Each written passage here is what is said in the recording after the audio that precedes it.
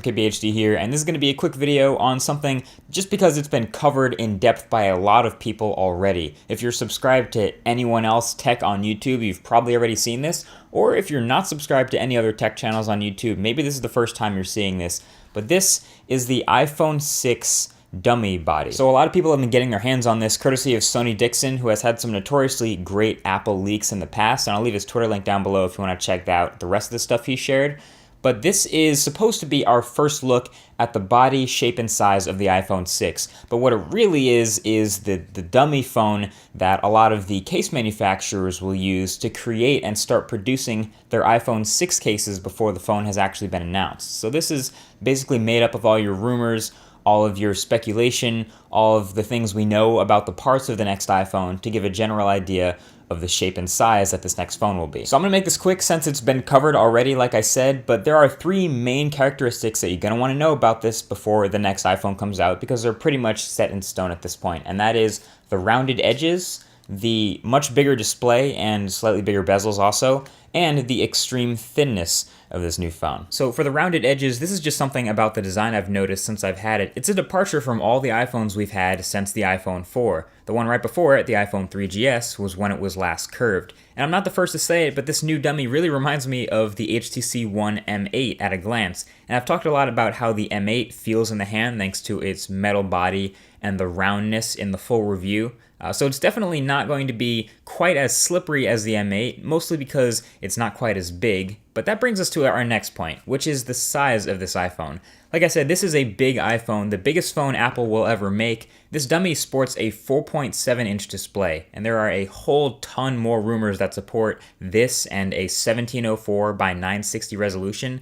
Here it is next to the iPhone 5S, which has a 4-inch display, and you can see not only is it taller, but it's a bit wider too. It's definitely a much bigger phone than Apple has ever made. I'm actually finding the bezels seem to be kind of big compared to a lot of other phones out now. It makes it look a little ugly, but even the other iPhones have smaller bezels than this. The Moto X is a pretty popular Android phone. This also has a 4.7-inch display, but you can see it's much smaller than the iPhone 6 dummy and not nearly as tall. Of course, it doesn't need to make room on the front for a home button, but I feel like the iPhone has some pretty big bezels for the display you're getting. But of course, finally, where this phone is definitely not big is the thickness department. We've seen this before. The iPhone 6 is going to be a very thin phone. We're talking like 6 millimeters thin here in a metal unibody case, which is very impressive. And Apple's never really had problems with battery life on the iPhone. I mean, it's not the greatest, but seeing a new iPhone that's even thinner than the current iPhone kind of gets me questioning how big of a battery they can fit in here. But, you know, I guess if the iPhone's a lot taller, maybe they'll have enough space to fit the same size battery.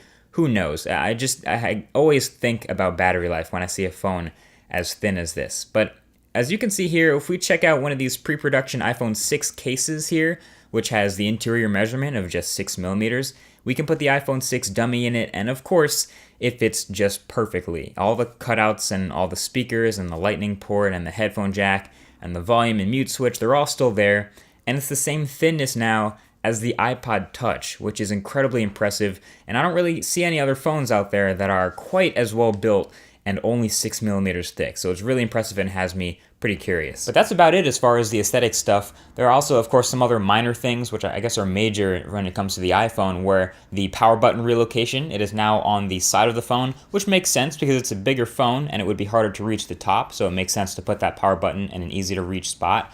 But other than that, nothing else really all that exciting about the new iPhone 6 dummy. Apple could, of course, surprise us and have some other crazy new features or hardware stuff, but this is about as good a look as we're going to get at the iPhone 6 right now. What I find most interesting is actually the way people react to it. So I'm gonna jump this right back at you guys. Would you buy a 4.7-inch display iPhone? Would you buy a big iPhone like this? I know the back markings might not be finalized, and this might not be the exact final look of the design, but it tends to look a lot better when it's an actual working phone and the thing is on. I'm also going to leave a link to Your Average Consumer's video where he actually went out and showed people the iPhone 6 dummy and asked, hey, would you buy this if this was the next iPhone? And he got some pretty interesting answers. So I'll leave that link right below the like button. Check out that video. And other than that, that's about it. So thanks for watching this quick video. Talk to you guys in the next one. Peace.